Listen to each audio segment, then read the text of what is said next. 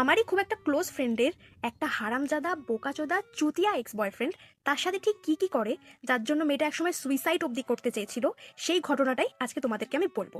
তো আমার ফ্রেন্ড এবং তার মদনা এক্সের একটা কমন ফ্রেন্ড ছিল। তো সেই কমন ফ্রেন্ডের আই থিঙ্ক বার্থডে পার্টিতে এদের দুজনের প্রথম পরিচয় হয়। তারপরেই নাম্বার এক্সচেঞ্জ, 3-4 মাস রাত জেগে জেগে কথা বলা। মা বাবা জিজ্ঞাসা করলে বলে দিত বন্ধুদের সাথে কথা বলছি। আমার ফ্রেন্ডটা মাঝে মধ্যে বলে দিত নাকি ও রাত জেগে জেগে আমার সাথে কথা বলছে। তো এরকম ভাবে কাটে। তো কিছু মাস পরে ওরা প্রপারভাবে সম্পর্কে যায়। প্রথম প্রথম সব ঠিকঠাক, সব কিছুই ভালো ছিল ওদের সম্পর্কের মধ্যে।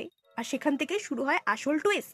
আর টুইস্টটা এটাই ছিল যে কিছুদিন পরে ছেলেটার আই থিঙ্ক ইঞ্জিনিয়ারিং কমপ্লিট করার পরে ছেলেটা চলে যায় চাকরি করতে ব্যাঙ্গালোরে, মানে এখান থেকে বাইরে।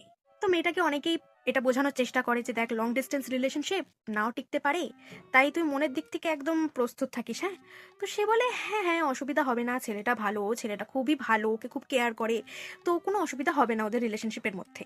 ওই কথায় আছে না, প্রেমে পেতনিও ভালো। আমার বান্ধবীর সাথেও ঠিক সেটাই হয়েছিল বলতে পারো। তো সময়টা ছিল 2022-এর ভ্যালেন্টাইন্স উইকে।